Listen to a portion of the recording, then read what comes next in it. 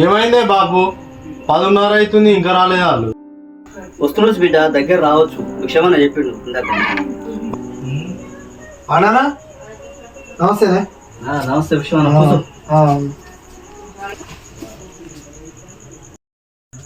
వస్తురే పిల్లలు వాళ్ళ దగ్గరకు వచ్చిరట. వస్తురు వచ్చిరే. నమస్తేనే.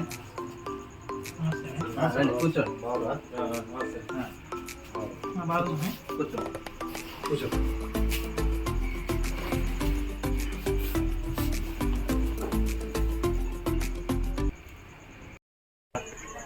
సిద్ధాన్న ప్రయాణం మన సాగిన అదే నిమ్మలంగా సాగింది. మొన్న పిల్లగాని మీనమావనా ఆఫీస్ లేడే? ఇటువంటి పిల్లగా మీ మామ? మా మామ డ్యూటీ మీద మధ్యప్రదేశ్ పోయిండే, వస్తాడు రేపు ఎల్లుండి వస్తాడు. అట్లనా? పిల్లగాడు కొంచెం తెల్లగా మెరిసిపోతుందండి. ఈ పెళ్ళని ఏమేమి రుద్దుకుంటుండు, ఏమేమి చేస్తుండే రాజన్న. అంతే అంటావు. ఈ కాలం పిల్లలు ఏమో చేస్తారే. ఇక రాజన్న ముచ్చట కానీ రాదులే మరి. సిద్ధన్న కొంచెం చెప్పరా అదే. అలాగే సాయ నీళ్ళు తాగకముందే ఏం కాకముందే చెప్తావా మనం? కానీ ఇంట్లో ఆడి మనిషి కూడా లేకపోయా, ఉందో లేదో ఇట్లా వస్తున్నట్టుంది, వాసన వస్తుంది. అంతే అంటావు. చేస్తురంటావు లోపల మరి చేయకపోతేనే ఊరినా నానే. సరే సరే కొద్దిసేపు కూర్చున్నాం ఇట్నే. ఇక మర్యాద చేసేదాకా కూర్చోవాల్సిందే. అదే ఇచ్చినాకనే స్టార్ట్ చేద్దాం ఇక ముచ్చట్లు మనం. సరే బిడ్డా సైలాబు. అంకుల్ వస్తున్నా, చాయ్ తీసుకో. భిక్షం అంకుల్. ఆడలు లేనందుకు ఇది ఒక బాధ వీళ్ళకి అయితే. బంగారం లాంటి పిల్ల వస్తుంది మీ ఇంటికి, తీసుకో బాబు.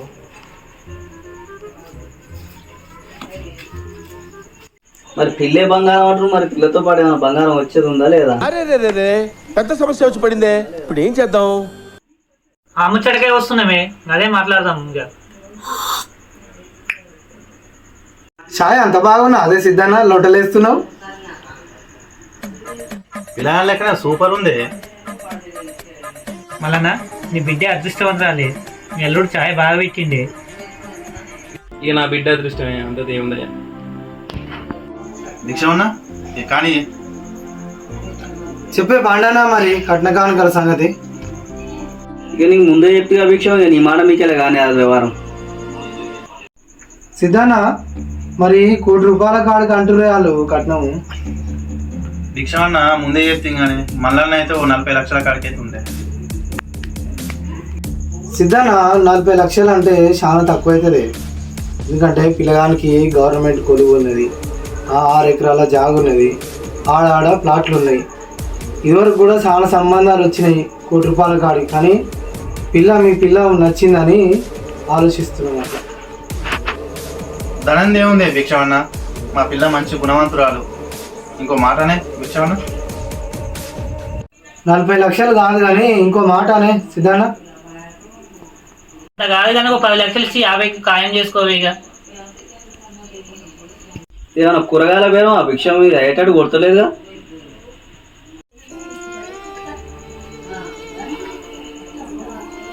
ఎట్లానే బెదాన్సులు మరి?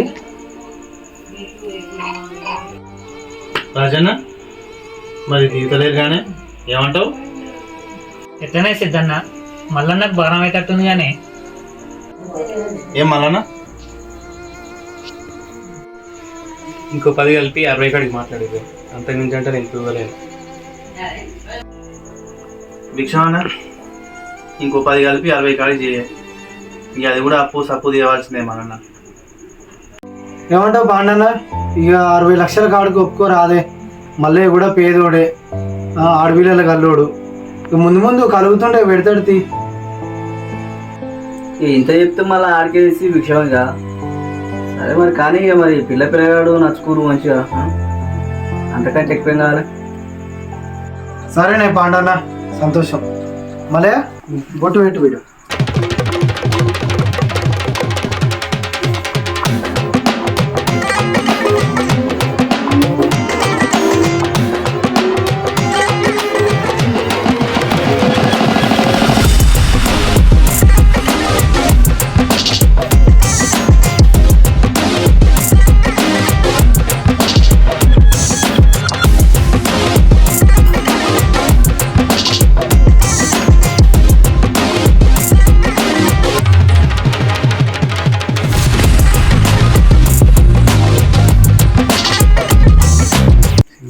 సరేనా మళ్ళీ సంతోషమేనా ఇక ఒకరోజు మంచి రోజు చూసి లగ్గం పెట్టుకుందాం మరి. సరే పోయేస్తాం మరి. మంచిది. నమస్తే వెళ్ళొస్తాను. నమస్తే.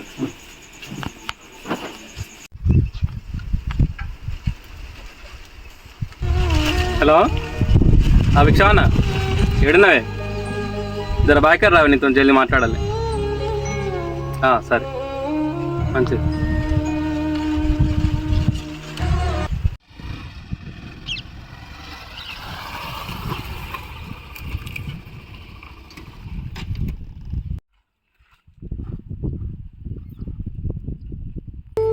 ఏమైంది మల్లన్న, తొందరగా రమ్మంటివి?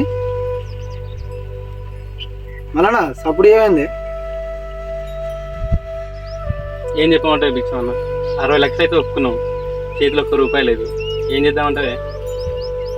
మరి నీ ఆలోచన ఏముంది మల్లన్న? నాకు ఏ దారి కనపడతలేదే. భూమి అమ్ముడు ఒక్కడే దారిలోకి కనపడుతుంది. నేను అప్పుడే చెప్తే కానీ మల్లన్న ఇక తప్పేటట్లేదు అమ్మిగా. ఇక నువ్వు అన్నకాడికే అయిందే అమ్ముదాం. ఏం ధర పోతుంది మల్లన్న మరి ఇక్కడ భూమి? పక్కన నరసింహన్న అయితే 50-55 పోయింది. నాకు తెలిసిన వాళ్ళు ఉన్నారే మల్లన్న భూమి కొంటోళ్ళు, నేను చెప్తా ఫోన్ చేసి వాళ్ళకు. సరే నేను పట్టుకురావే మాట్లాడదాం. సరే మంచిది.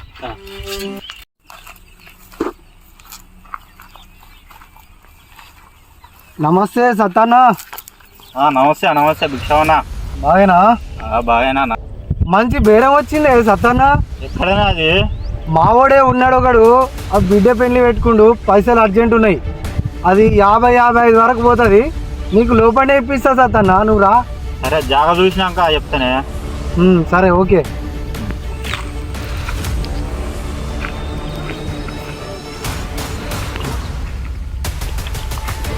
మళ్ళా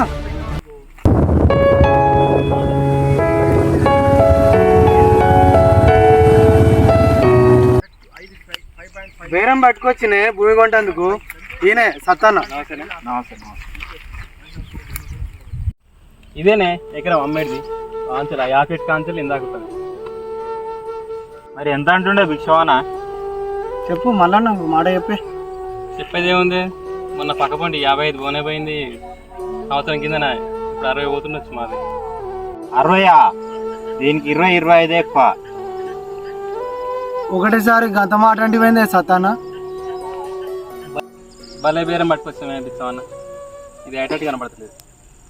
భిక్షవన్న ఇంకో 5 చేసుకొని 30 ఇది కాదే 30 భిక్షవన్న. ఇది కాని పనే కుదరదు అయ్యా.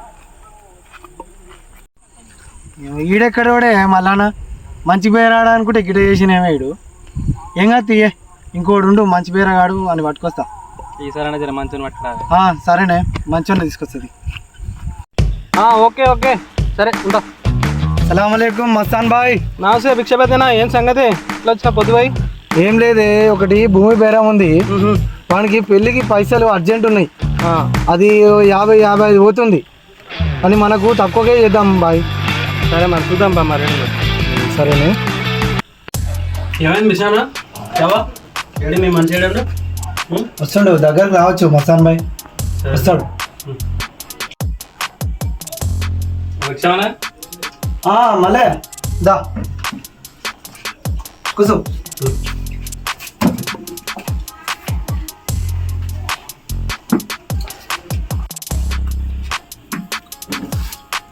మల్లయ్య ఈయనే మస్తాన్ బాయ్. నమస్తేనే. నమస్తే. మల్లయ్య ఈయనే మన భూమి కొంట ఆయన. భూమి ఒకసారి చూపించుకురావాలి కానీ. మధ్యాహ్నం నేను చూపించుకొచ్చినే, ఇక మన ఇంటికాడనే నిమ్మలంగా కూర్చొని మాట్లాడదామని ఇటుకే పిలిపించిన. అవునా? భిక్షం భాయ్ క్యా చల్ రహా హై, कैसे बोलते हैं? ఏముంది మస్తాన్ బాయ్, అలా పక్కన మొన్న 60 లక్షలు పోయిందట. మరి అదే లెక్కన మాట్లాడాలి. ఏమంటావు మళ్ళా? ఏముంది 60 అన్నాం కదా, 10 ఇటో మాట్లాడదాం. ఏం భిక్షమనా, గంత లోపలికి ఉంది, గంత ఎక్కడిదే రేటు 30-35 అయితే పెట్టగలుగుతామే. ఇక అంతకంటే ఎక్కువ అంటే కష్టం. అంత లోపలికి ఉన్న భూమికి అంత రేట్ అంటే ఇక నువ్వే చూసుకోవాలి, అర్థం చేసుకోవాలి. ఏమే భిక్షమన్నా, మళ్ళీ అట్లాంటి బేరేం పట్టుకొచ్చినావు, గంత తక్కువ పెట్టిస్తారే? మసాన్ భాయ్ అది మంచి ఎర్రజలక పొలము, తరి పొలం అది, మంచిగా నీళ్లు పారుతుంది, బోర్ ఉన్నది అందులో. నువ్వే చూడు, ఒక మాట అను నువ్వే. అరే ఏం భిక్షం బాయ్, ఇక సరే ఊకే ఇక అది ఇది ఇక నువ్వు చెప్తున్నావు కదా, ఇక 40 కాడి చేసుకో, ఇక ఊకే ఏం చెప్పక ఇక సరేనా. ఏనే భిక్ష అన్న 40 పోయే భూమి నాన్నది, ఏదో అవసరం ఉండి అమ్ముతున్నా కానీ నీకు ఇంత అన్యాయం అని ఇది కానట్టుంది. అరే మళ్ళా అంత ఆవేశపడితే ఇంకే కోసం వాళ్ళు అటో ఇటో మాట్లాడదా కోసం. భిక్షమన్న మాటలు విని మల్లయ్య తన భూమిని మస్తాన్ బాయ్కి అమ్ముతాడా లేదా 4వ భాగంలో చూడండి. Please subscribe